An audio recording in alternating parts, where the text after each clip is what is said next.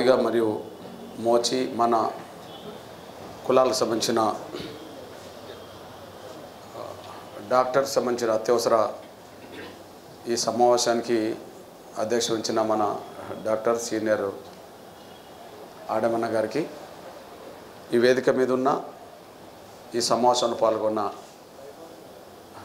డాక్టర్స్కి, ఉన్నత విద్యావంతులైన మన వాళ్ళందరికీ నా ఉద్యమ నమస్సులు.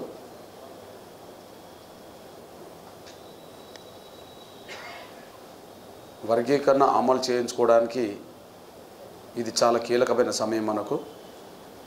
దయచేసి ఈ విషయంలో అందరం భాగస్వాములు కావాలి. అమలు చేయించుకోవడానికి పోరాటం 30 ఏళ్ళు జరిగింది సాధించడం కోసం. సుప్రీంకోర్టు తీర్పుతో అది సాధించినట్టయింది. కానీ అమలుకు వస్తున్న అడ్డంకులను అధిగమించి దాన్ని అమలు చేసుకోవాలి. ఇప్పుడు ఇది మనకు కీలకమైన సమయం. రేపు జరగబోయేది ఫిబ్రవరి 7న జరగబోయేది కార్యక్రమం ప్రభుత్వానికి వ్యతిరేకం కాదు, అనుకూలం కాదు. ఇచ్చిన మాట నిలబెట్టుకోమని చెప్పి కోరడం కోసం మాత్రమే. సుప్రీంకోర్టు తీర్పు వచ్చిన రోజు ముఖ్యమంత్రి ఏ ప్రకటన అయితే చేశాడో అసెంబ్లీలో, ఆ ప్రకటనను కట్టుబడి ఉండి త్వరగా వర్గీకరణ అమలు చేయాలని చెప్పడం కోసమే. ఇక ఏం జరుగుతుందో అనేది ఫిబ్రవరి 7 నాడు తెలుస్తుంది. కానీ మనం సర్వశక్తులు ఒడ్డాల్సిన సమయం మాత్రం ఇదే. ఇప్పుడు మన డాక్టరు జనగాం డాక్టర్ కరుణాకర్ మాట్లాడుతూ ఇప్పుడు కాకపోతే మరెప్పుడు సాధిస్తామని అన్నాడు. అది నిజం. ఇప్పుడు వర్గీకరణ ఉద్యమానికి సర్వశక్తులు మనకు అనుకూలంగానే ఉన్నాయి. ఈ ఒక్క విషయం గమనించండి. వ్యతిరేకించిన వాళ్ళు ఒక్కరు మాత్రమే, వాళ్ళు కొద్ది స్వార్థపరులు, పలుకుబడగల వాళ్ళు. ఒక 5-6 అంశాలు మనకు అనుకూలం, వాళ్ళకు ఒక్కటి కూడా అనుకూలంగా లేదు. ముందుగా 59 కులాలు షెడ్యూల్ కులాలు అవుతే మాల స్వార్థపర వర్గం తప్ప మిగతా 58 కులాలు వర్గీకరణ కోరుతున్నాయి. ప్లీజ్, వర్గీకరణ కోరుతున్నాయి. ఈ 58 కులాలు అతిపెద్ద జనసంఖ్య గల మాదిగలు కావచ్చు, లేదా అతి తక్కువ జనాభా గల మన డక్కలోలు కావచ్చు, మొత్తం ఎవరైనా సరే వర్గీకరణే కోరుతున్నాయి. వాళ్ళు ఒంటరి వాళ్ళు, మెజారిటీ కులాలు వర్గీకరణ కోరుతున్నాయి. ఆయన వాళ్ళ స్వార్థపరులు అడ్డం పడతారంటారు. రెండోది, మనం చూస్తుంటే ఈ తెలుగు నేల మీద ఉండబడే దళితయేతర కులాలన్నీ, షెడ్యూల్ కులాలు కానీ కులాలన్నీ మన వర్గీకరణ ఉద్యమానికి మద్దతు ఇస్తున్నాయి. మనం చూస్తూనే ఉన్నాం. ఎస్టీ మొదలుకొని, బీసీ మొదలుకొని, మైనారిటీ మొదలుకొని అగ్రకులాల వరకు మనకు మద్దతు ఇస్తున్నారు. నిన్న బ్రాహ్మణ వైశ్యుల సమావేశం మనకు అనుకూలంగా జరిగింది. అందులో బ్రాహ్మణ ఆడబిడ్డలు, వైశ్య ఆడబిడ్డలు డప్పు కొట్టిందనే విషయం మీరు మర్చిపోవాలి. మనకు అనుకూలంగా వాళ్ళు కూడా రేపు రాబోతుంది. అంటే సమాజంలో ఉండే అన్ని సామాజిక వర్గాలు మనకు అండగా నిలబడ్డాయి. నంబర్ 3, ఈ దేశంలో ఈ రాష్ట్రానికి సంబంధించిన విషయాల్లో వేసిన ప్రతి కమిషన్ మనకు అనుకూలం. అది గౌరవ ప్రధానమంత్రిగా పనిచేసిన స్వర్గీయ లాల్ బహదూర్ శాస్త్రి కాలంలో వేసిన లోకూర్ కమిటీ మొదలుకొని, చంద్రబాబు నాయుడు గారు వేసిన రామచంద్ర కమిషన్ మొదలుకొని, మన్మోహన్ సింగ్ ప్రభుత్వం వేసిన విషయం వరకు ఎస్సీ వర్గీకరణ జరగాలని రిపోర్ట్లు ఇచ్చినాయి. ఇంకా ఈ దేశంలో అక్కడక్కడ ఎస్సీ వర్గీకరణ మీద ఉద్యమాలు జరుగుతున్న సమయంలో ఆయా రాష్ట్ర ప్రభుత్వాల కమిషన్లు వేస్తే ఆ కమిషన్ నివేదికలు కూడా అక్కడ అనుకూలంగానే వచ్చేసింది. అందుకు కర్ణాటకలో జస్టిస్ సదాశివన్ కమిషన్ వర్గీకరణకు రిపోర్ట్ ఇచ్చింది. తమిళనాడులో జస్టిస్ జనార్దనం కమిషన్ వర్గీకరణకు రిపోర్ట్ ఇచ్చింది. మహారాష్ట్రలో లాహూజీ సాల్వే కమిటీ వర్గీకరణకు రిపోర్ట్ ఇచ్చింది. పంజాబ్లో గతంలో గుర్నామ్ సింగ్ కమిషన్ వర్గీకరణకు అనుకూలంగా రిపోర్ట్ ఇచ్చింది. ఉత్తరప్రదేశ్లో హుకుమ్ సింగ్ కమిషన్ వర్గీకరణకు రిపోర్ట్ ఇచ్చింది. ఈ మధ్య కాలంలో హర్యానాలో వేసిన ఎస్సీ కమిషన్ వర్గీకరణకు రిపోర్ట్ ఇచ్చింది. అంటే దళితుల మధ్యలో రిజర్వేషన్ అనుభవించే విషయంలో అసమానతలు ఉన్నాయి. కొన్ని కులాలే రిజర్వేషన్ ఫలాలు జనాభా కంటే మించి తీసుకుంటే మిగిలిన కులాలు న్యాయబద్ధమైన వాటా పొందలేకపోతున్నాయని చెప్పి కమిషన్ నివేదికలు ఇచ్చినాయి. అంటే దళితుల్లో ఇక్కడ 58 కులాలు వర్గీకరణ కోరుతున్నాయి, సమస్త కులాలన్నీ వర్గీకరణ సమర్థిస్తున్నాయి, కమిషన్ నివేదికలు వర్గీకరణ సమర్థిస్తున్నాయి. ఒక సందర్భంలో మన వర్గీకరణ అంశం రాష్ట్రపతి పరిధిలోకి వెళ్ళింది. 99లో ఎస్సీ వర్గీకరణ కరెక్టా కాదా అనే విషయం తేల్చుకోవడానికి రాష్ట్రపతి చేతికి కూడా వెళ్ళింది మన సమస్య. చంద్రబాబు ప్రభుత్వం వర్గీకరణ అమలు చేయకముందు అప్పుడు రాష్ట్రపతి కేఆర్ నారాయణ్ సంబంధించిన వ్యక్తి దళితుడు. ఆయన దగ్గరికి వెళ్ళిన సమయంలో న్యాయ వ్యవస్థకు సంబంధించిన అందరి అభిప్రాయాలు తీసుకున్నాక ఎస్సీ వర్గీకరణ కరెక్టే, త్వరగా వర్గీకరణ చేయాలని చెప్పి రాష్ట్రపతి కూడా చెప్పిండు. అప్పుడే మనకు వర్గీకరణ చంద్రబాబు ప్రభుత్వం అమలు చేసింది. అంటే రాష్ట్రపతుల నిర్ణయాలు మనకు అనుకూలం. సూత్రరీత్యా కాంగ్రెస్ కూడా మనకు అనుకూలమే. పంజాబ్లో ఎస్సీ వర్గీకరణ చేసింది కాంగ్రెస్సే 75లో. ఇక్కడ అసెంబ్లీ తీర్మానం చేసింది రాజశేఖర్ గారు ఉన్న కాలంలో ఆయన. కేంద్ర ప్రభుత్వం ఉషా మేరా కమిషన్ వేసింది. 2004 మొదలుకొని 2014 వరకు 24 వరకు ప్రతి ఎన్నికల మేనిఫెస్టోలో కాంగ్రెస్ పార్టీ వర్గీకరణ చేస్తామని ఉంటుంది. మొన్నటికి మొన్న చేవెళ్లలో మల్లికార్జున ఖర్గే గారు ఆధ్వర్యంలో ఎస్సీ ఎస్టీ డిక్లరేషన్ చేసినప్పుడు కూడా వర్గీకరణ అంశం మొదటి అంశంగానే ఉంటుంది. రాహుల్ గాంధీ గారు వాయిస్ 2018 అసెంబ్లీ ఎన్నికలకు వచ్చిన సమయంలో హైదరాబాద్లో జరిగిన ఒక ఎడిటర్స్ మీట్ సమావేశంలో ఎస్సీ వర్గీకరణ జరగాల్సిందని చెప్పి ఒప్పుకుంటాడు. గద్వాల సభలో ఎస్సీ వర్గీకరణ జరగాలని చెప్పి నేను వేదిక మీద ఉన్న సమయంలో ఒప్పుకున్నాడు. ఇవన్నీ రికార్డ్. సూత్రరీత్యా కాంగ్రెస్ పార్టీ కూడా మనకు అనుకూలమే.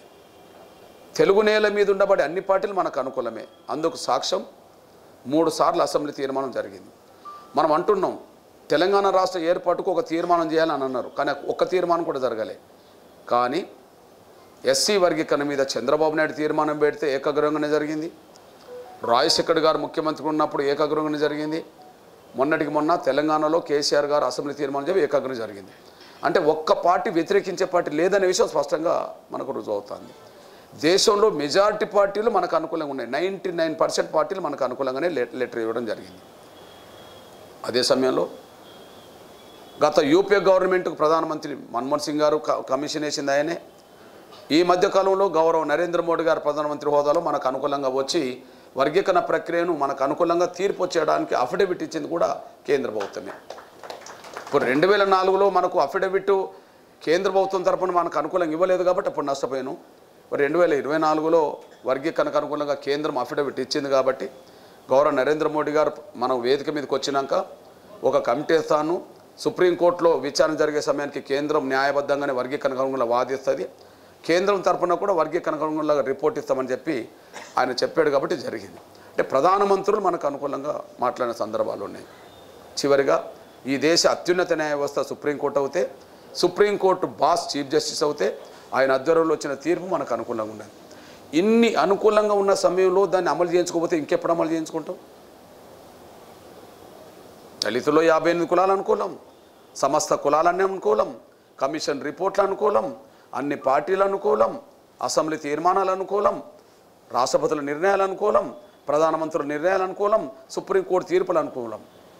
కానీ ఒక వర్గం ఇంకా అడ్డం పడుతూ మాట్లాడుతున్నది. ఒక వర్గం అడ్డు తగులుతూ మాట్లాడుతుంది. అడ్డు తగిలే వాళ్లకు కాంగ్రెస్లోనే పలుకుబడి ఎక్కువ ఉన్నది. అడ్డు తగిలే వాళ్లకు కాంగ్రెస్లోనే పలుకుబడి ఉన్నాడు. ఇప్పుడు 2004లో కాంగ్రెస్లో వాళ్ళ పలుకుబడితోటే మన వర్గీకరణకు అనుకూలంగా అఫిడవిట్ ఇవ్వకుండా అడ్డం పడ్డారు. ఆనాడు యూపీఏ చైర్పర్సన్ సోనియా గాంధీ గారు అయితే సోనియా గాంధీ గారికి సలహాదారుడు కొప్పుల రాజు మాలైపోయిండు అక్కడ ఐఏఎస్. రాహుల్ గాంధీకి సలహాదారుడు ఐఏఎస్ అధికారి రాజశేఖర్ అయిపోయిండు. ప్రధానమంత్రి కార్యాలయంలో మన్మోహన్ సింగ్ గారి కార్యాలయంలో కాంతారావు ఐఏఎస్ అయిపోయిండు. ఈ దేశాన్ని అప్పుడు 3 నడితే 3కి సలహాదారులు వీళ్ళు అయిపోయినారు. మనకు అనుకూలంగా వాళ్ళు ముందుకు రాకుండా అడ్డం పడ్డారు.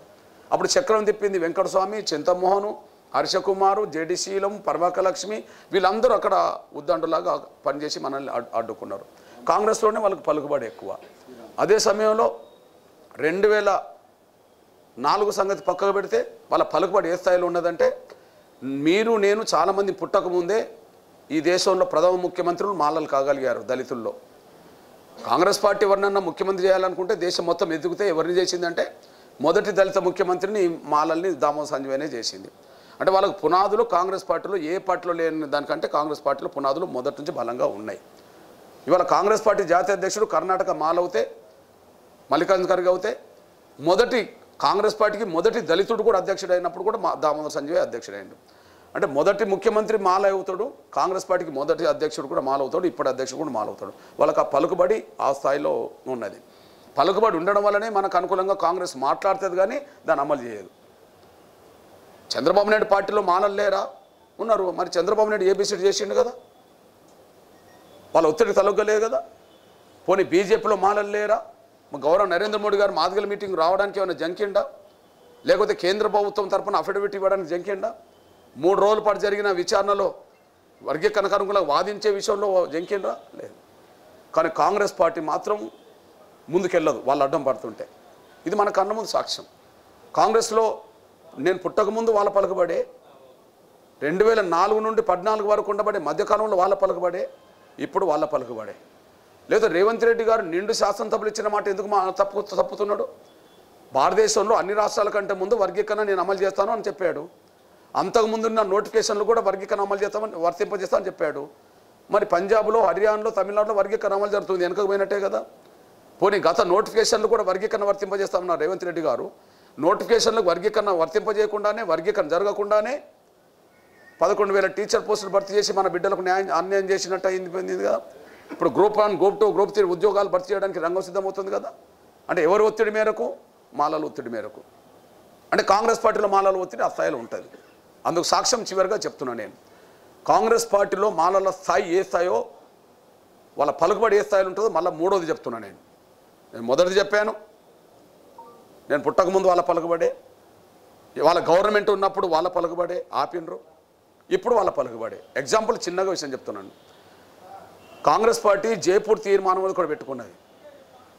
ఒక కుటుంబంలో ఒకరికే టికెట్ అని, ఒక కుటుంబంలో ఒకరికే టికెట్ అని పెట్టుకున్నది. ఆ ఒక్క కుటుంబంలో ఒకే టికెట్ అనేది 3 కుటుంబాలకు వర్తించాలి. అందులో 2 కుటుంబాలు మాలయ్యే, ఒక కుటుంబం సోనియా గాంధీ కుటుంబం. ఎగ్జాంపుల్, ఇవాళ సోనియా గాంధీ గారు రాజ్యసభ సభ్యురాలు, వాళ్ళ కొడుకు లోక్సభ సభ్యుడు రాహుల్ గాంధీ, వాళ్ళ బిడ్డ ప్రియాంక లోక్సభ సభ్యురాలు. వాళ్ళ పార్టీ తీర్మానమే ఉన్నది ఒక కుటుంబంలో ఒకరికే 10 అని చట్టసభలకు. మరి వాళ్ళు 3కి వచ్చారు. ఆ తర్వాత 3 ఎవరికి వచ్చినాయి? మళ్ళీ 2 మాల కుటుంబాలకి వచ్చినాయి. దేశంలో ఇంకెక్కడికి రాలే.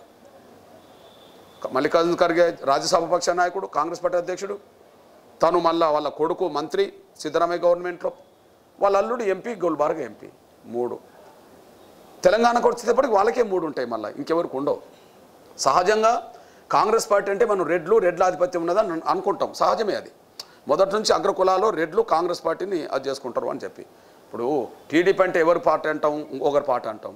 కాంగ్రెస్లో అగ్రకులాలు అంటే ఎవరు అంటాం, సో అంటాం. టీఆర్ఎస్ అంటే ఎవరు అంటాం, పలానోళ్ళు అంటాం, అంతే కదా. కానీ కాంగ్రెస్ పార్టీలో రెడ్లు ఏకకాలంలో 2 పదవులు తెచ్చుకోగలిగారు ఒక కుటుంబంలో, కొన్ని కుటుంబాల్లో. కానీ 3 తెచ్చుకోలేకపోయారు. ఇప్పుడు చూడండి లేటెస్ట్గా మీరు ఉమ్మడి నల్గొండ జిల్లాకి వెళ్తే 2 ఏకకాలంలో 3 కుటుంబాలకు ఉంటాయి. 2 3 రావు. ఉత్తమ్ కుమార్ రెడ్డి గారు భార్య, ఇద్దరు ఒక ఇంట్లో. కోమటిరెడ్డి వెంకటరెడ్డి, కోమటిరెడ్డి రాజగోపాల్ రెడ్డి ఒకరి ఇంట్లో అన్నదమ్ములు. జానారెడ్డి కొడుకులు ఇద్దరు ఎమ్మెల్యే, ఒక ఎంపీ, ఇద్దరు. అంటే రెడ్లు ఇద్దరిని తెచ్చుకోగలిగారు 2. ఆ 2 మాలలు కూడా తెచ్చుకుంటారు. మల్లు రవి, మల్లు బట్టి విక్రమార్క వాళ్ళ ఇంట్లో కూడా ఉన్నారు. కానీ 3 రెడ్లు తెచ్చుకోలేదు, కానీ 3 మాలలు తెచ్చుకోగలిగారు. వెంకటస్వామి పెద్ద కొడుకు బెల్లంపల్లి ఎమ్మెల్యేనే కదా. వర్గీకరణ అడ్డు తోలుతామని రోడ్ ఎక్కుతున్నది చెన్నూరు ఎమ్మెల్యేనే కదా, వెంకటస్వామి కొడుకే కదా. మరి వాళ్ళ కొడుకే లోక్సభ పెద్దపల్లి ఎంపీ కదా. అంటే వాళ్ళు మొదటి నుంచి ఏ స్థాయిలో కాంగ్రెస్ను శాసిస్తున్నారు, పలుకుబడిన సాక్ష్యం. ఇవాళ రేవంత్ రెడ్డి గారు అసెంబ్లీలో మాట్లాడిన దాని ప్రకారంగా మనకు అనుకూలంగా ఉండాలి. ఆయన మనకు అనుకూలమే. గతంలో వర్గీకరణకు అనుకూలమైన ఉద్యమాల్లో పాల్గొన్నాడు, సభలో పాల్గొన్నాడు, అసెంబ్లీలో మాట్లాడిండు. కానీ అసెంబ్లీలో మాట్లాడిన వెంటనే ఆయన నోరు కట్టేసిండ్రు, కాళ్ళు కట్టేసిండ్రు, చేతులు కట్టేసిండ్రు ముందుకు వెళ్లకుండా చేయడానికి. వీళ్ళు పోయి ఎక్కడికి పోయినరు? మల్లికార్జున ఖర్గే దగ్గరికి పోయినరు. మల్లికార్జున ఖర్గే దగ్గర పోయి రేవంత్ రెడ్డి గారు తొందరగా వర్గీకరణ చేస్తా అంటాడు, ఎట్టి పరిస్థితుల్లో జరగనీయద్దని చెప్పొస్తే ఆయన డైరెక్ట్ బయటపడకుండా కాంగ్రెస్ పార్టీ జాతీయ ప్రధాన కార్యదర్శి హోదాలో ఉండబడే కేసీ వేణుగోపాల్ నోటి నుంచి ఒక స్టేట్మెంట్ ఇచ్చాడు. కాంగ్రెస్ అధిష్టాన వర్గం వర్గీకరణ విషయంలో ఒక నిర్ణయం తీసుకునేంత వరకు రేవంత్ రెడ్డి గారు ఎలాంటిగా వర్గీకరణ చేయడానికి ముందుకెళ్ళొద్దని చెప్పేశాడు, ఓపెన్గానే చెప్పేశాడు. ఇప్పుడు కమిటీల పేరుతో, కమిషన్ల పేరుతో కాలేపన ఒకవైపు జరుగుతున్నది. మరొక వైపు వర్గీకరణ విషయం ముందుకు రాకముందే, పరిష్కారం కాకముందే ఉద్యోగాలు భర్తీ చేయడం రంగం సిద్ధమవుతుంది. అంటే వాళ్ళ ఒత్తిడే కదా. మన కళ్ళ ముందు కనిపిస్తున్నది కదా. ఇట్లాంటి పరిస్థితుల్లో మళ్ళీ చెప్తున్నా, వర్గీకరణ అడ్డుకుంటే శక్తులు తెలంగాణలో 125%, 70% మన మాదిగలు ఇతర మన దళిత కులాలే కదా. 70% తెలంగాణలో మాదిగలు ఇతర కులాలే కదా. 20% ఉన్న వాళ్ళు ఇవాళ అడ్డం పడుతూ ఏం మాట్లాడుతున్నారో మనం చూస్తలేమా?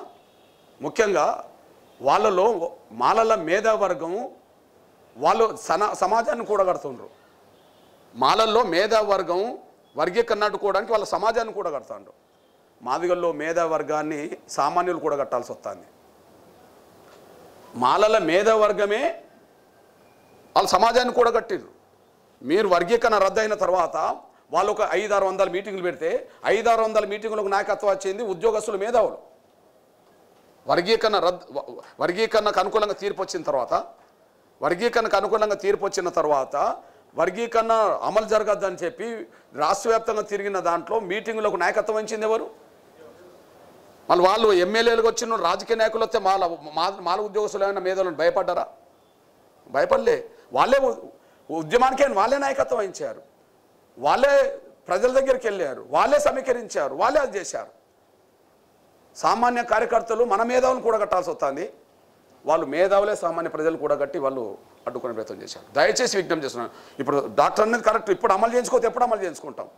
మళ్ళీ వాళ్ళే రోడ్డు మీదకి వచ్చి వర్గీకరణ జరగనీయమో, సుప్రీంకోర్టు తీర్పును మేము అంగీకరించాం, వాళ్ళు అంగీకరించారట.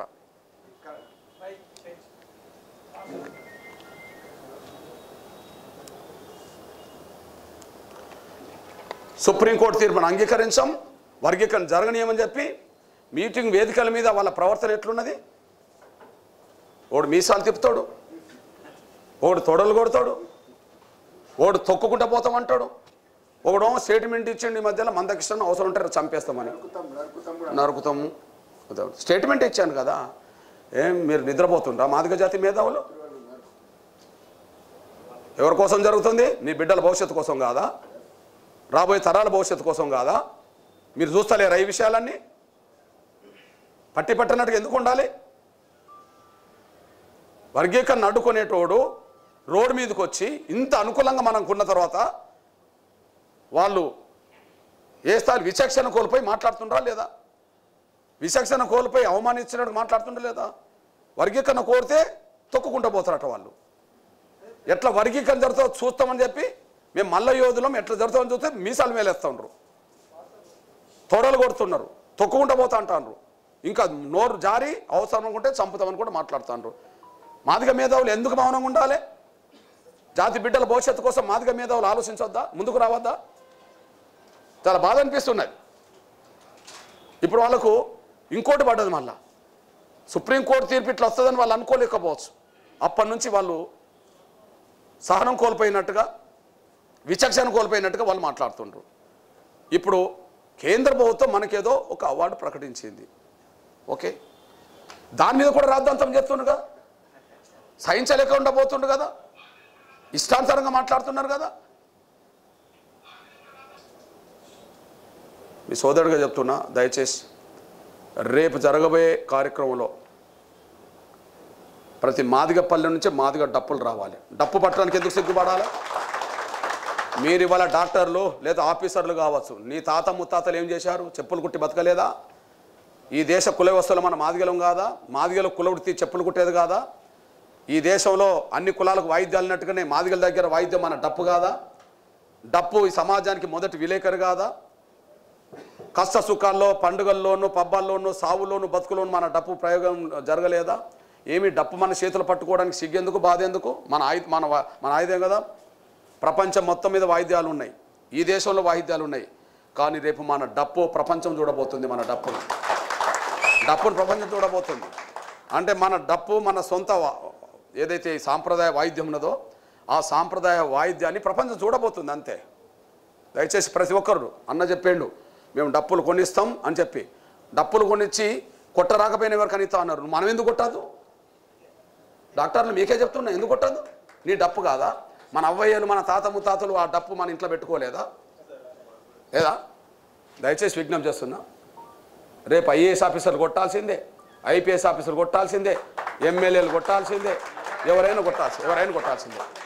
మనం ఆ రక్తం నుంచి ఆ బిడ్డలుగా మనం వచ్చినామనుకుంటే నువ్వు డప్పుతో రా, అక్కడ యుద్ధం చేద్దాం అంతే. అక్కడ డప్పుతో రా. ఇప్పుడు ఒక ఊర్లో 10 డప్పులు మోగితేనే ఊరంతా వినబడుతుంటుంది. అది సాగు కోసం కొట్టినా ఊరేం కోసం ఊరంతా వినబడుతుంది. ఒక్కసారి ప్రపంచంలో ఎక్కడ జరగని 1,00,000 డప్పులు ఇక్కడ రాబోతున్నాయి కదా, వస్తాయి కదా. 1,00,000 డప్పులు ఒకసారి మూత మోగితే ఎట్లుంటుందో చూడండి. అది ఇక వర్గీకరణ అమలు చేస్తాడా లేదా తెలుసుకుంటాడు.